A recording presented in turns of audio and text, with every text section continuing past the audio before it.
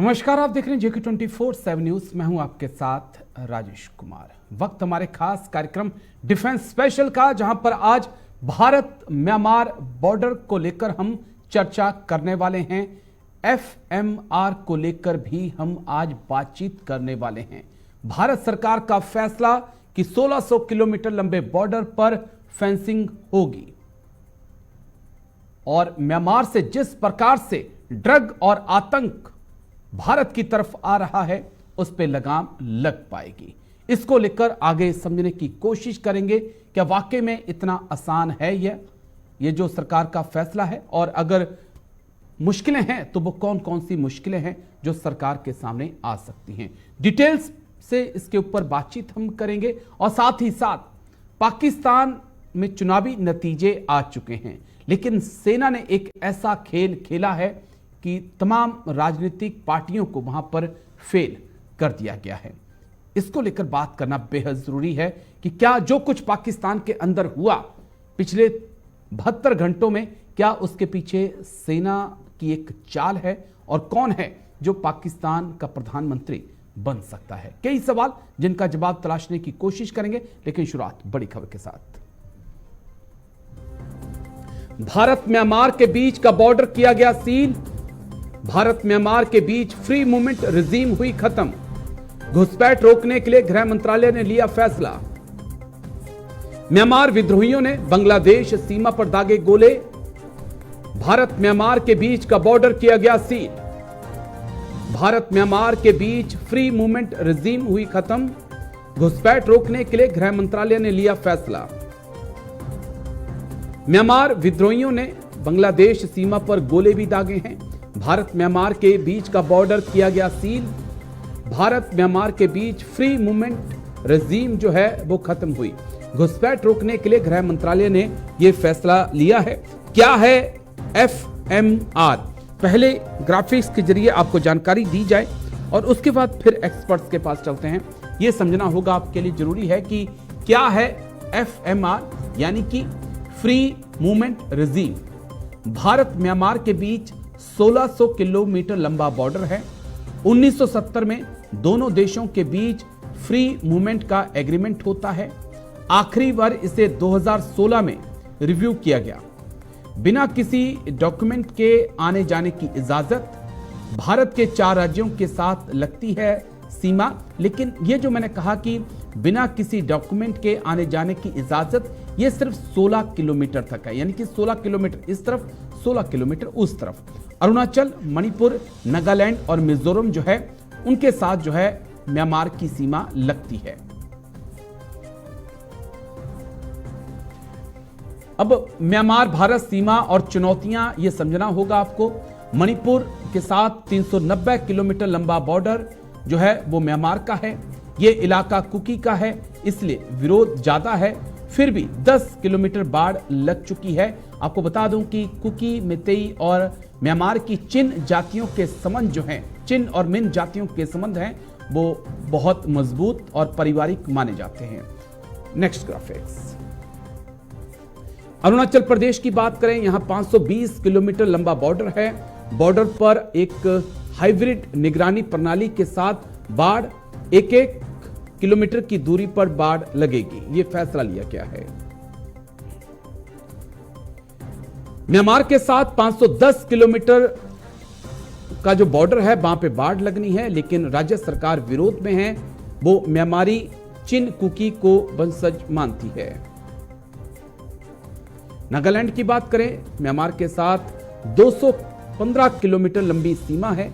भारत के कुछ गांव म्यांमार बॉर्डर के भीतर और म्यांमार के कुछ गांव भारत सीमा के भीतर हैं, जिन्हें फेंसिंग के दायरे में लाना एक बड़ी चुनौती होगी। लेकिन नागालैंड के सीएम ने जब यह फैसला आया कि भारत एफएमआर खत्म कर रहा है, उसके बाद नागालैंड के सीएम ने क्या कुछ कहा, वो आप सुन लीजिए। उसके बाद मुझे लगता है फिर चर्चा की हम शुरुआत करते हैं। State government stand. Yesterday we had a cabinet meeting, and then we have to do regulation. The people in the border not following the guidelines. That's how the insurgency in the northeast. and it has become a safe haven in Myanmar side. A lot of problems, activities going on. Therefore, Government of India is concerned. That's how, after consultation, we will do what is necessary. But to remove FMR, I think public voiced and government also don't agree with that. So the state government will take certain actions to check all these illegal things happening and will regulate and find out the solution with the people. तो Bharat Myanmar सीमा पर जो challenge है FMR को हटाने का सरकार की तरफ से फैसला ले लिया गया है, इसको समझने की कोशिश करेंगे। कई सवाल जिनका जवाब देने के लिए हमारे साथ तीन खास मेहमान आज चर्चा में हैं। मेजर जनरल राजन कोचर सर हमारे साथ जुड़ चुके हैं, बहुत बहुत शुक्रिया सर, जय हिंद। मेजर मोहम्मद अली शाह जाने माने डिफेंस एक्सपर्ट हैं, बहुत बहुत शुक्रिया सर, जय हिंद। और डॉक्टर महेंद्र सिंह विदेश मामलों के जानकार हैं, बहुत बहुत शुक्रिया डॉक्टर महेंद्र, जय हिंद आपको भी। जी नमस्कार, जय जी, थैंक यू आप तीनों खास मेहमानों का। सर मेजर जनरल राजन कोचर सर, 2 दिन पहले हमने बात यहीं खत्म की थी और यहीं से आज हम शुरू भी करेंगे। सर, ये बहुत अहम मुद्दा है और मुझे लगता है कि इसके ऊपर बहुत डिटेल से बातचीत होनी चाहिए। मैंने काफी कोशिश की कि ग्राफिक्स के जरिए अपने दर्शकों को तमाम जानकारियां जो हैं वो मैं मुहैया करवाऊं। सर, किस प्रकार से ये जो सरकार का एफएमआर कैंसिल करने का फैसला और सीमा पर जो फेंसिंग लगाने का फैसला है, क्या ये पूरा फैसला है और कितना इंपैक्ट ये सीमा के ऊपर डाल सकता है? सर देखिए राजेश जी, आपका क्वेश्चन आंसर करने से पहले एक बहुत इंपॉर्टेंट जी स्ट्रैटेजिक जो सिचुएशन है म्यांमार और इंडिया के बीच में, वो जानना बहुत जरूरी है। म्यांमार एक गेटवे है साउथ एशिया से साउथ ईस्ट एशिया के लिए जी। दूसरा, जो बे ऑफ बंगाल में कनेक्टिविटी मिलती है मैरीटाइम कोऑपरेशन की, उसके लिए म्यांमार एक बहुत इंपॉर्टेंट देश है। तीसरा इंपॉर्टेंट, कोको आइलैंड्स जो हमारे बे ऑफ बंगाल में है और जो अंडमान से तकरीबन 55 किलोमीटर की दूरी पर है, वहां पे चाइना अपना एक सर्वेलेंस सेंटर लगा रहा है जी। और आज म्यांमार चाइना से 10 बिलियन यूएस डॉलर्स, जो म्यांमार का ऑलमोस्ट 40% डेट है, वो चाइना से है जी। और इसीलिए एक क्लोजनेस हो गई है। जब से मिलिट्री जनता 2021 जून से आई है, उसकी क्लोजनेस चाइना के साथ हो गई। तो अगर आप इस चीज का एक बैकग्राउंड में इसलिए दे रहा हूं क्योंकि ये बॉर्डर से रिलेटेड है। क्यों गवर्नमेंट ने ये फैसला लिया है बॉर्डर को फेंस करने के लिए? बिकॉज जो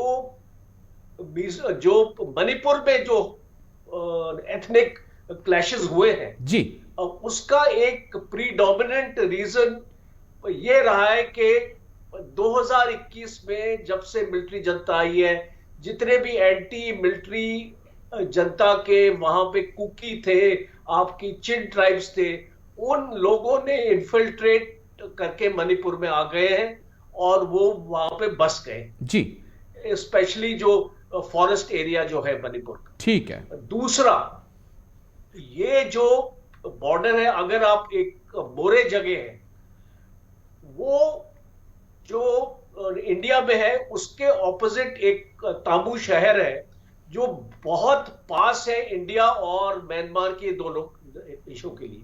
तो इसीलिए ये जो एफएमआर लागू किया था, 16 किलोमीटर तक आपको वीजा की जरूरत नहीं है, आप जा सकते हैं, आ सकते हैं। और ये एक जो एथनिसिटी भी है, जो बॉर्डर में जो इस तरफ भी रहते हैं उस तरफ भी रहते हैं, अपने भाई बंद ही रहते हैं।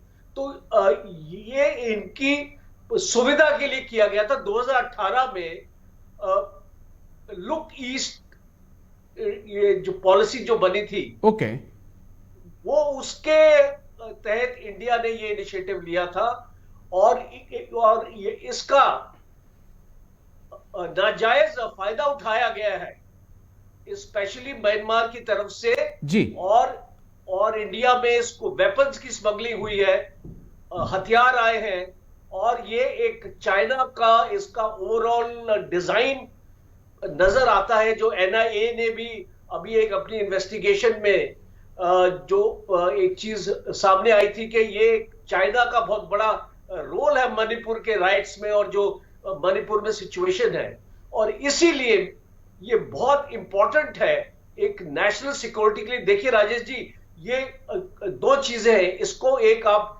पॉलिटिकल एंगल से भी देख सकते हैं, क्योंकि लोगों की एथनिसिटी इफेक्ट होती है, आना जाना इफेक्ट होता है। दूसरा, आपको इसको ओवरऑल नेशनल सिक्योरिटी एंगल से भी देखना पड़ेगा, और इसीलिए मैं ये मानता हूं कि चाहे स्टेट गवर्नमेंट्स की आज ऑब्जेक्शन है, वो ऑब्जेक्शन को उनको मानना पड़ेगा नेशनल जो सेंट्रल गवर्नमेंट, ठीक है, जो नेशनल इंटरेस्ट है वो पहले। मैं आता हूं सर आपके पास, सिक्योरिटी इफेक्ट कर, ठीक है, मैं आता हूं आपके पास। मेजर मोहम्मद अली शाह सर, शुक्रिया आपका, लंबा समय आपने मणिपुर में सर्व किया है, और आप ग्राउंड लेवल पर चीजों को बहुत बेहतर तरीके से समझते हैं। जिस प्रकार से मैंने कहा कि कुकी, मैतेई, चिन और मिन जातियों के संबंध हैं, हाल ही में हमने प्रोग्राम में नागालैंड के सीएम की बाइट भी सुनाई कि किस प्रकार से वो भी चिंतित हैं इस फैसले को लेकर।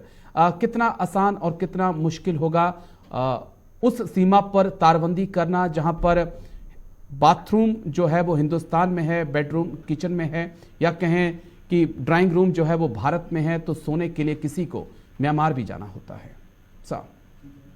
आपने सही फरमाया राजेश जी। देखिए, आपका बड़ा दुरुस्त सवाल है जी। चुनौतियां तो आएंगी, इसमें तो कोई शक की बात नहीं है। तभी तो अभी तक ये बॉर्डर सील नहीं किया गया था। अब तक इससे ये पूर्व कोई, मैं कहूंगा कि कोई बॉर्डर था ही नहीं तरीके से। और जो जनरल राजन कोचर साहब ने जो बात करी है मोरे शहर की, बिल्कुल देखिए, मोरे और तमू है बर्मा के तरफ, म्यांमार, क्योंकि पहले बर्मा कहलाता था, उस तरफ को वहां पे लाल और सफेद ब्रिज था, जो बहुत करीब से मैंने वो बॉर्डर देखा हुआ है। और कुछ इलाके ऐसे हैं म्यांमार के, जाते हैं, बिल्कुल सही कहा कि घर ऐसा है कि ड्राइंग रूम हिंदुस्तान में है, बेडरूम म्यांमार में। ऐसा चुनौतियां तो आएंगी, लेकिन अगर होम मिनिस्टर साहब ने ऐसा फैसला लिया है, कुछ सोच समझ के लिया होगा, उन्होंने कंसल्ट किया होगा असम राइफल्स को, उन्होंने कंसल्ट किया होगा बीएसएफ को, वहां पे उन्होंने कंसल्ट किया होगा सिक्योरिटी फोर्सेस को, तब जाके बैठ के ये फैसला लिया होगा। और जी हाँ, एक पैक्ट है, एक फ्रेंडली अग्रीमेंट है 16 किलोमीटर का कि कोई भी गांव बूढ़ा हो गया, जैसे विलेज सरपंच से परमिशन लेकर बिना किसी वीजा के 16 किलोमीटर मगर अंदर इस तरफ उस तरफ आ सकता है, ठीक है। और कुछ एक मोहलत का समय होता है, इतने घंटों के लिए, इतने समय के लिए। मगर गोल्डन क्वेश्चन ये है कि वो 16 किलोमीटर के अंदर ही आएगा, वो आप कैसे मॉनिटर करेंगे।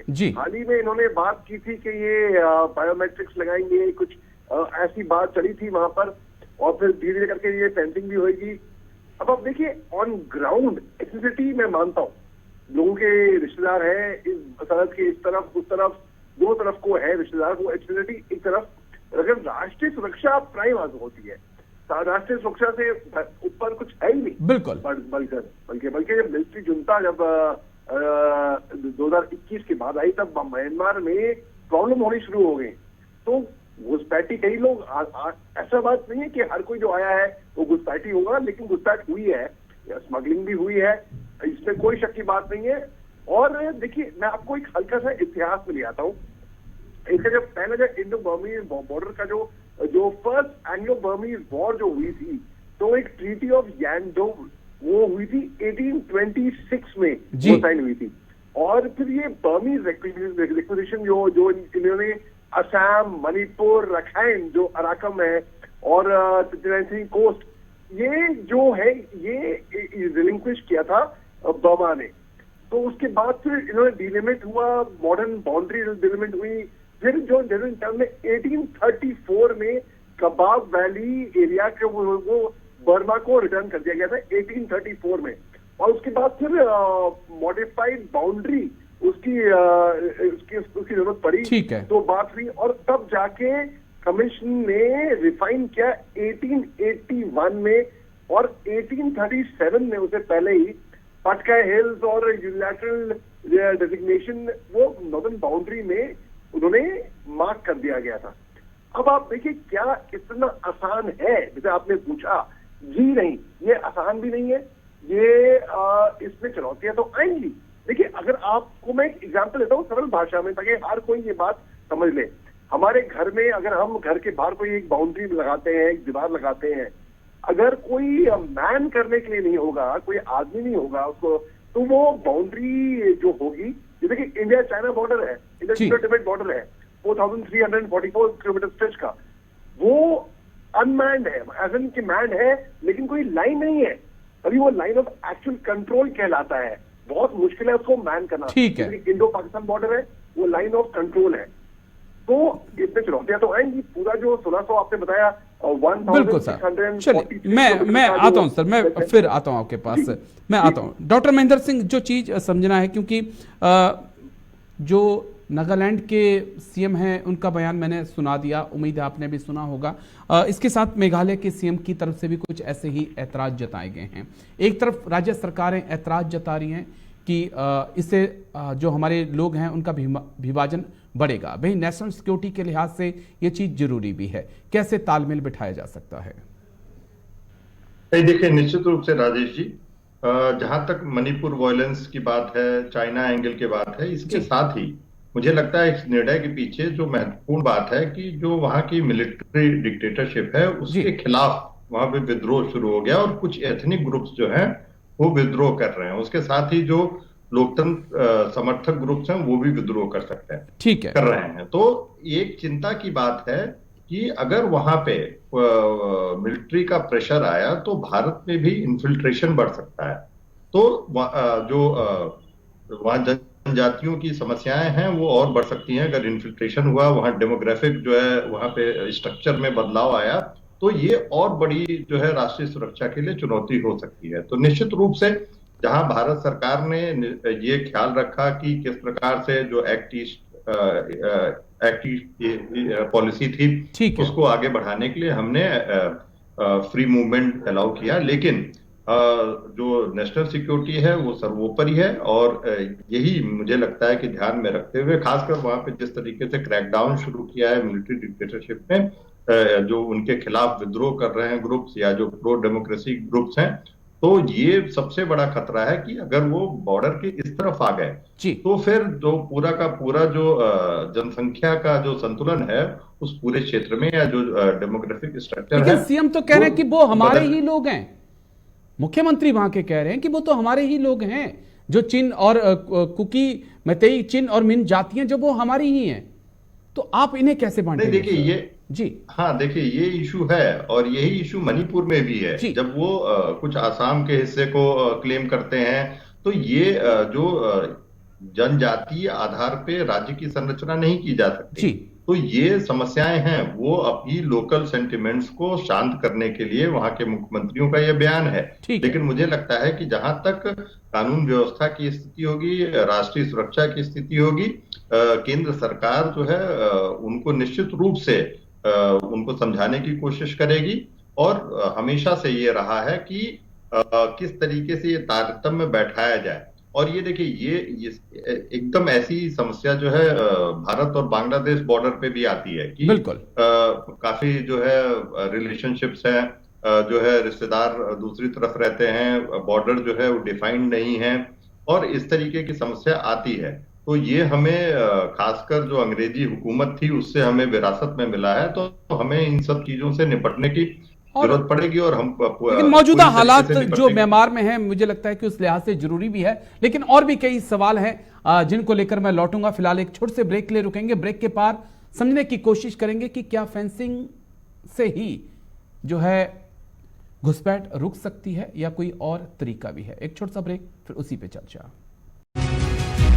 ब्रेक के बाद आपका स्वागत है। भारत म्यांमार सीमा पे चर्चा लगातार हमारी जारी है। सरकार ने एफएमआर को खत्म करने का फैसला किया है, फ्री मूवमेंट रेजिम, जिसके तहत 16 किलोमीटर या तो आप इधर आ सकते थे या उस तरफ जा सकते थे, लेकिन सरकार ने अब इसे खत्म करने का फैसला किया और साथ ही में फेंसिंग लगाने का फैसला किया गया है।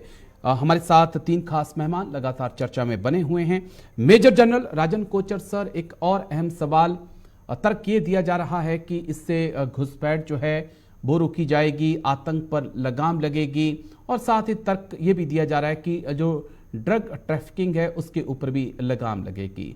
हम कई दशकों से पाकिस्तान की सीमा पर फेंसिंग लगा चुके हैं और वहां पर 24 घंटे जवान भी तैनात रहते हैं, लेकिन मिल्टन सी हमने देखा किस प्रकार वहां पर आज भी जिंदा है और किस प्रकार से उड़ता पंजाब के बाद जम्मू कश्मीर भी उड़ रहा है। सर देखिए, एक घुसपैठ रोकने के लिए एक कॉम्बिनेशन ऑफ मेजर्स होते हैं जी। एक ही मेजर लगाने से या फेंसिंग लगाने से घुसपैठ नहीं बंद होती। ठीक सर। वो फेंसिंग को फायर एंड ऑब्जर्वेशन के अंडर आपको रखना पड़ेगा। सिक्योरिटी फोर्सेस वहां पे आपको डिप्लॉय करनी पड़ेगी और आपको टेक्नोलॉजी का सहारा लेना पड़ेगा जी। और ड्रोन से उस एरिया को आपको अपने सर्विलेंस सिस्टम से आप अपने वहां पे सेंसर्स लगा सकते हैं। वो आपके जैसे ये हाइब्रिड सर्विलेंस सिस्टम की बात हो रही है, ये हाइब्रिड सर्विलेंस सिस्टम होता है जो वाईफाई से भी काम करता है और वायर्ड सिस्टम से भी काम करता है जी। दोनों सिस्टम से काम करता है। जहां पे आपकी कनेक्टिविटी नहीं है उसको वाईफाई से, तो वहां पे उसको वायर्ड सिस्टम से आपका कैमरास आपके काम करते हैं, तो वहां पे कैमरास लगेंगे और उस पूरे एरिया को जो लाइकली इन्फिल्ट्रेशन रूट्स है उनको कवर किया जाएगा। और फेंसिंग एक एक्चुअली जरिया होता है जो एक ब्लॉकेड, एक साइकोलॉजिकल इंपैक्ट देता है दूसरों को कि वो बिल्कुल आसान तरीके से अंदर नहीं आ सकते, उनको कोशिश करके ही अंदर आना सकते हैं। तो इसीलिए, और दूसरी एक इंपॉर्टेंट चीज इसमें यहां पे है कि इनकी मूवमेंट्स रोकी नहीं जाएंगी। आप ये मत समझिए कि म्यांमार से कोई भारत नहीं आ सकेगा, भारत से कोई म्यांमार नहीं जा सकेगा। वो परमिशन दी जाएगी पर उसका एक प्रॉपर स्क्रीनिंग प्रोसेस होगा और उसको सिक्योरिटी फोर्सेस कंट्रोल करेगी जी। आज सिक्योरिटी फोर्सेस ये जो आपकी मूवमेंट है, फ्री मूवमेंट है, उसमें उनका कोई कंट्रोल नहीं है। तो इसीलिए अगर हम बोलते हैं कि फेंसिंग लगाने से ही काम उसको चल जाएगा, उससे नहीं चलेगा। और एक चीज और अभी गवर्नमेंट इसके ऊपर सोच रही है कि वहां पे असम राइफल्स की जगह बीएसएफ को डिप्लॉय किया जाएगा। ओके।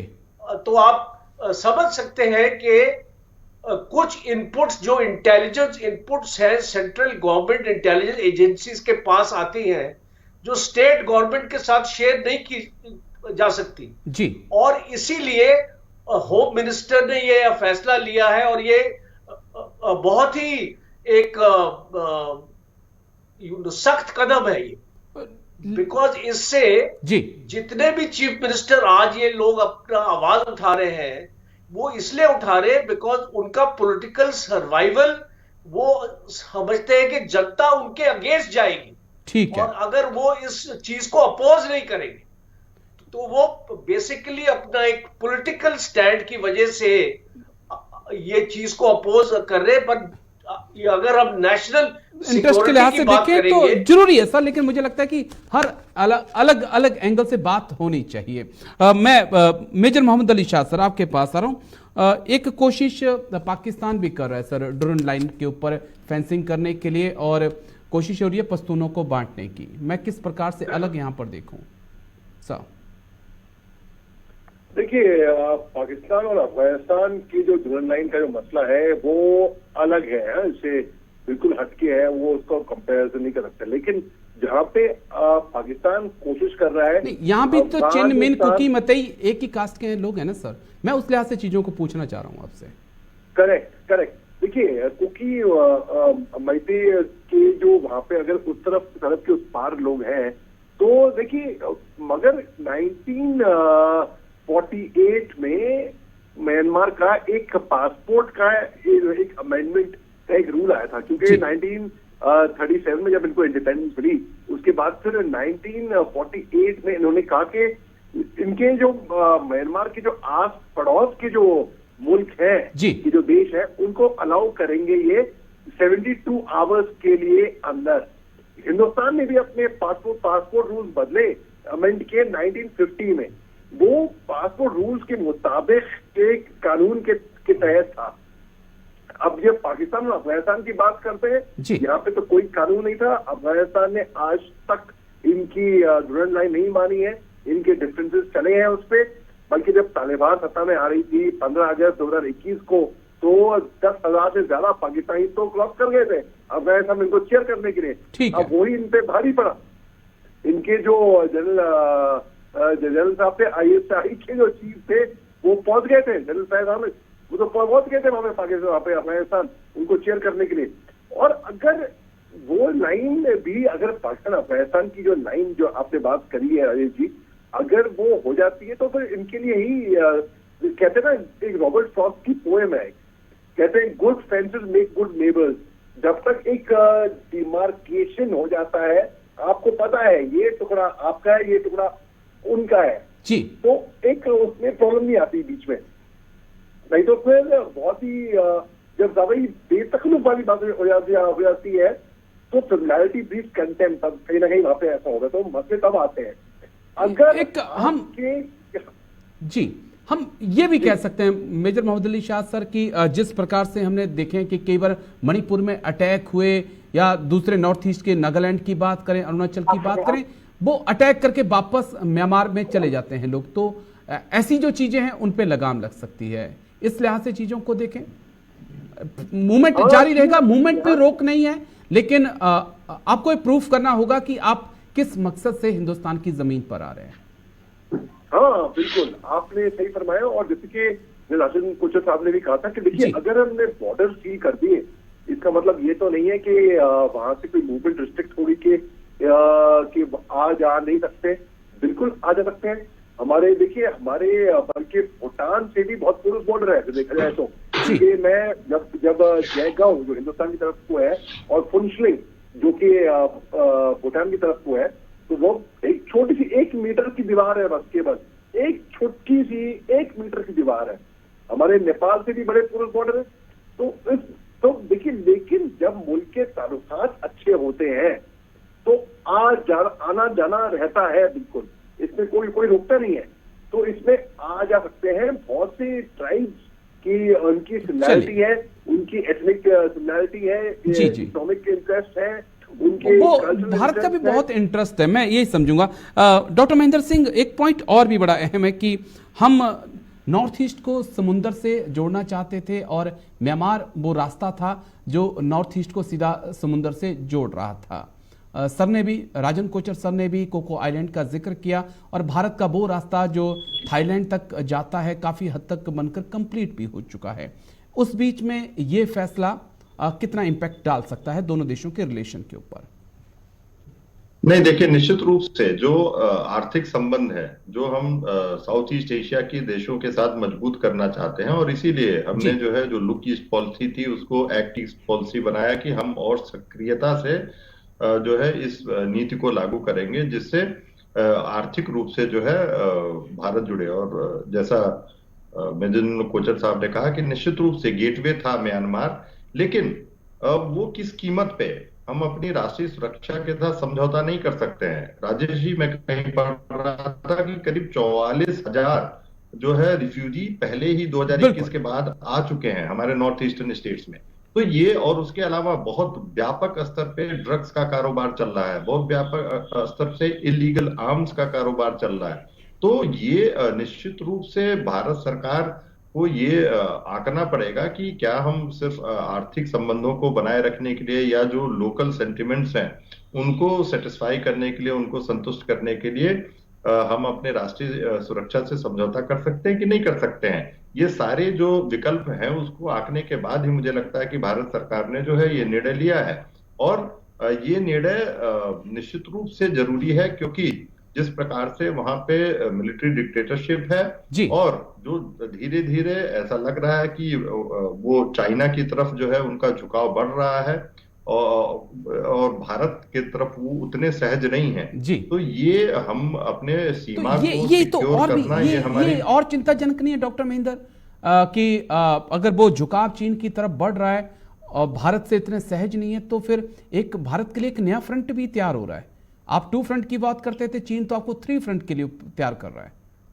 नहीं, देखिए निश्चित रूप से, और चीन जिस तरीके से अपनी आर्थिक जो है क्षमता है और उसका प्रयोग करके वो ये सभी हमारे जितने भी पड़ोसी देश हैं, म्यांमार नहीं, आप अभी उदाहरण देखिए मालदीव का, और मुझे लगता है कि जितने भी हमारे पड़ोसी देश हैं उसमें सबसे समझदार अगर कोई देश निकला है तो नेपाल है जी। और उसको बाकी जितने भी एशिया और अफ्रीका के देश हैं जो चीन की जो उनकी एक तरीके से कहें जिसको डेट डिप्लोमेसी कहते हैं उसको नहीं समझ पा रहे हैं, तो नेपाल ने उसको समझा है। और देखिए एक भी BRI प्रोजेक्ट्स को ग्राउंड पे अभी नेपाल में नहीं उतर पाया। इसका प्रमुख कारण है कि उन्होंने साफ मना कर दिया है कि हम हाई इंटरेस्ट रेट पे जो है आपसे लोन नहीं लेंगे। अगर आपको हमारी सहायता करनी है तो आप सॉफ्ट लोन दीजिए और उसका रीपेमेंट टाइम बढ़ाइए। ठीक है, ये साफ है और ये समझना पड़ेगा देर सवेर। ये म्यांमार मालदीव को जहां पे समझना पड़ेगा। शायद श्रीलंका को भी काफी चीजें साफ हो गई हैं पिछले कुछ दिनों से। बाद में समझ में आई जी।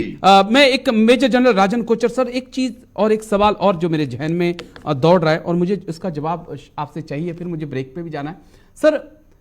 2002 में मुझे मौका मिला था म्यांमार सीमा के ऊपर जाने का। 7 दिन पैदल गया, 7 दिन पैदल आया था। मौजूदा हालात में क्या इतना इंफ्रास्ट्रक्चर बन चुका है कि हम पूरी सीमा पे तारबंदी कर सकते हैं?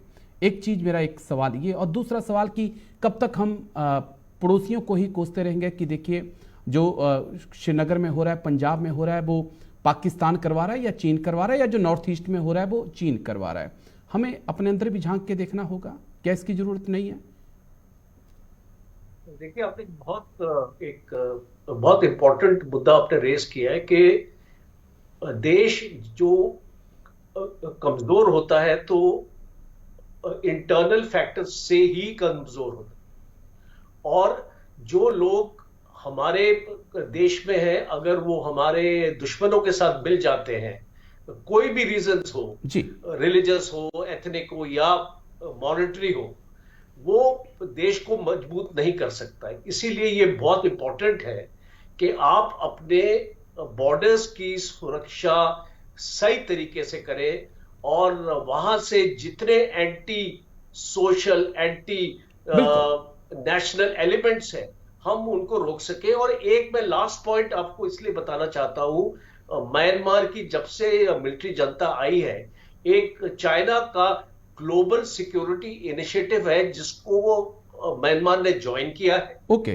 दूसरा, म्यांमार ने चाइना का स्टैंड ताइवान के अगेंस्ट सपोर्ट किया है जी। तो आप देख सकते हैं कि आने वाले वक्त में म्यांमार को आप भारत का देश या शुभ चिंतक नहीं मान सकते।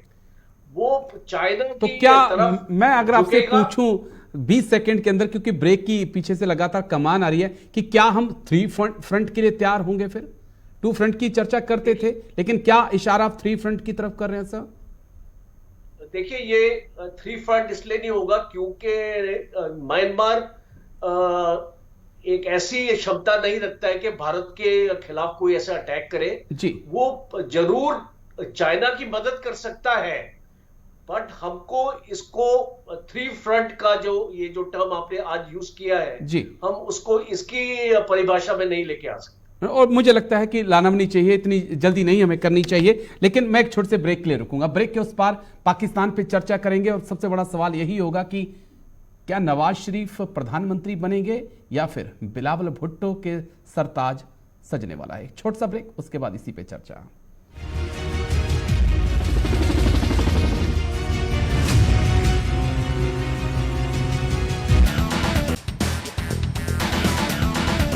ब्रेक के बाद आपका स्वागत है। एक नजर इस वक्त की बड़ी खबर पर, फिर सीधा एक्सपर्ट्स के पास चलेंगे।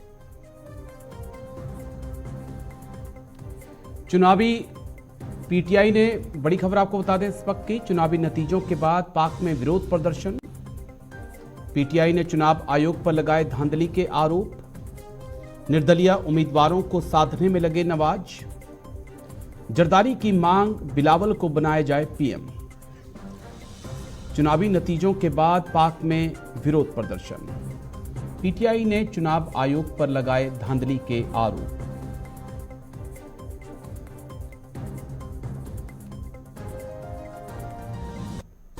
ग्राफिक्स के जरिए जल्दी से अहम जानकारी आपको दे दें, फिर अपने एक्सपर्ट्स के पास चलेंगे चीजों को और बेहतर तरीके से समझने के लिए। पाक सेना ने कर दिया खेल, किसी को बहुमत नहीं मिला। पीटीआई को बहुमत से रोका गया 72 घंटे, मगर नतीजे नहीं मिल पाए। और पीटीआई पीपीपी ने लगाए धांधली के आरोप। कई सीटों पर फिर चुनाव होंगे। जरदारी से मिले शहबाज शरीफ। पीएमएलएन के संपर्क में कई निर्दलीय। सेना की पहली पसंद बिलावल। नवाज पर सेना का असमंजस बना हुआ है, किसी तीसरे की सेना को तलाश भी है। निर्दलीय भी पार्टी बना सकते हैं, कई ऑप्शन हैं, लेकिन हम एक्सपर्ट्स के पास चलेंगे क्योंकि समय लगातार कम होता जा रहा है। मेजर मोहम्मद अली शाह सर, कहा जा रहा था कि बहुत निष्पक्ष चुनाव हुए हैं, सेना ने कोई रोल अदा नहीं किया है, लेकिन जैसे जैसे वक्त बीतता जा रहा है पता चल रहा है कि जनरल मुनीर ने असली खेला तो खेल दिया है। किसके सर ताज लगेगा सर?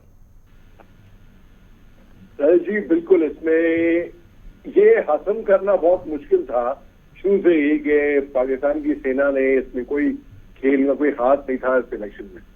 पाकिस्तान की जो इलेक्शन कमीशन है जी, उसको रीनेम हो जाना चाहिए। वैसे इलेक्शन कमीशन से सिलेक्शन कमीशन, वहां पे कोई उनका वजीर आजम इलेक्ट नहीं होता है, बस सिलेक्ट होता है, वो भी मिलिट्री के हाथों जी। आप देखिए, इनका इतिहास लगा के देख लीजिए। आप 951 में जब लियाकत अली खान का असैसिनेशन हुआ था, आप सबसे देख लीजिए हिस्ट्री में, आप अयूब खान साहब, जनरल अयूब खान साहब लेकर आए थे जुल्फिकर भुट्टो को, जुल्फिकर अली भुट्टो को, है बाद में इनको ही फांसी भी चढ़ाई हाईकोर्ट ऑर्डर के तहत लिजिटिमाइज करने के लिए। एक असैसिनेशन था वो, मैं कहूंगा उसको मतलब फांसी से चढ़ाया। आप देखिए नवाज शरीफ साहब की बात करते हैं, 1983 में जो finance minister of Punjab province of Pakistan थे, इनको जनरल जियाउल हक लेकर आए थे। ठीक है। अब जब ये गए तो इनको 3 हफ्ते की मोहर लेकर लंदन में गए अपना ट्रीटमेंट देके, लेकिन हमने तो इनको देखा था अभी पिछले 1 साल लुई विटॉन के स्टोर में लंदन में और रोल्स रॉयस की गाड़ी उतरते हुए। तो आप देखिए पाकिस्तान में ये सब झोल है, ये सब खेल है। अगर इनकी मिलिट्री कहती है हमारा कोई हाथ नहीं है, यहाँ पे जमहूरियत नहीं, कोई डेमोक्रेसी नहीं है, लेकिन अब कौन सर, नवाज शरीफ, शहबाज शरीफ निर्दलीय बनेंगे या फिर कोई और? बिलावल भुट्टो की भी चर्चा तेज चल रही है, किस पे आप दाव लगाएंगे? देखिए मैं अगर ईमानदारी से बात बताऊं, लेकिन इमरान खान की पॉपुलैरिटी बहुत है, लेकिन वो जेल में है जी, वो तो आउट ही है इलेक्शन से। अब आपने 3 नाम बताए हैं, बिलावल भुट्टो, नवाज शरीफ और शहबाज शरीफ। तो इनमें से बिलावल भुट्टो को भी अगर मैं आउट कर दूं तो इन शरीफ ब्रदर्स में से चाहे नवाज शरीफ आए चाहे शहबाज शरीफ आए, है तो दोनों भाई है। और बड़ा भाई कौन है? बड़ा भाई है नवाज शरीफ। तो देखिए बदमाशों की सरकार बनेगी, मैं तो ये बोल रहा हूँ। ठीक है, समय थोड़ा सा कम है, माफी चाहूंगा, दोनों एक्सपर्ट्स के पास भी मुझे जाना होगा। डॉक्टर महेंद्र सिंह, आपका पॉइंट ऑफ व्यू मुझे चाहिए होगा। जिस प्रकार से चुनावों में धांधली के आरोप लगे, 3 दिनों तक चुनाव आयोग जो है वो नतीजे क्लियर नहीं कर पाया, और अब भी कई आरोप हैं कि सरेआम जो है धांधली हुई है, लेकिन उसके बाद भी निर्दलीय आगे हैं। एक वक्त ऐसा था, माना जा रहा था कि 150 प्लस सीटें जो है पीटीआई के निर्दलीय ले सकते हैं, लेकिन एक साजिश के तहत उन्हें 100 के आसपास रोका गया। नहीं देखिए राजेश जी, निश्चित रूप से, लेकिन कोई भी पाकिस्तान का प्रधानमंत्री बने, मैं ये मानता हूं कि पहली बार पाकिस्तान की आवाम ने सेना के खिलाफ खुल के मत दिया है। और जिस प्रकार से इमरान खान को बंद रखा गया, जिस प्रकार से उनके उम्मीदवारों को चुनाव नहीं लड़ने दिया गया, और उसके बावजूद अगर जो है वो 100 की आसपास सीटें जीतने में सफल रहे हैं, तमाम धांधली और जो है तमाम जो संस्थाएं, इंस्टीट्यूशंस के मैनिपुलेशंस के बाद, तो निश्चित रूप से इमरान खान वहां के लोगों की सबसे पहली पसंद बन के उभरे हैं। और ऐसा उन्होंने तब किया है जब वो लगातार आर्मी पे, पाकिस्तान की सेना पे अटैक करते रहे, आक्रमण करते रहे, हर तरीके के उनके जो है ऊपर सवाल उठाते रहे। तो मुझे लगता है पाकिस्तान के इतिहास में पहली बार हुआ है। निश्चित रूप से आर्मी कतई नहीं चाहेगी कि पहली चॉइस कौन होगा सर? सिर्फ 1 मिनट मेरे पास बचा है, मैंने सर के पास भी जाना है। आर्मी की देखिए, जिस तरीके से नवाज शरीफ की एंट्री होती है, एक्साइल से वो वापस आते हैं, ये साफ है कि जो है आर्मी की पसंद नवाज शरीफ है। ठीक है। और लेकिन वो आर्मी नवाज शरीफ को भी पूरा फुल कंट्रोल, पूरा नियंत्रण नहीं देना चाहती है, क्योंकि उन पे वो दूसरे इमरान खान ना बन जाएं। मैं माफी चाहूंगा सर। मेजर जनरल राजन कोचर सर, सिर्फ 40 से 50 सेकंड मेरे पास एक जवाब आपसे कि ये जो निर्दलियों को वोट पड़े हैं, ये संदेश नवाज शरीफ को नहीं है, ये जनरल मुनीर को है कि आप बैरकों में लौटिए, नेताओं को राजनीति करने दीजिए। ये बहुत स्पष्ट है जो आपने बोला है, बिकॉज ये पाकिस्तान आर्मी के लिए बहुत बड़ा सेटबैक है। और अभी काफी पीटीआई के जो लोग इलेक्शन हारे हैं वो पाकिस्तान के कोर्ट में भी गए जी। और ये भी उम्मीद हो सकती है कि 15-20 इलेक्शन रिजल्ट्स इसमें से आपके चेंज हो जाए, बिकॉज उनके पास पुख्ता प्रूफ है कि इसमें मैनिपुलेशन हुआ है। ओके। दूसरा, बिलावल भुट्टो, मैं ये समझता हूं कि वो most likely prime minister Pakistan के बनेंगे, बिकॉज वो एक सेंसिबल चेहरा है पाकिस्तान का जी। दूसरा, बिलावल ने एक स्टेटमेंट दिया है कि हम इमरान खान के अगेंस्ट, अगर हम जो प्राइम मिनिस्टर इसको बनते हैं, हमारी पार्टी को अगर सपोर्ट मिलती है, तो हम उनके अगेंस्ट सारे चार्जेस ड्रॉप करेंगे।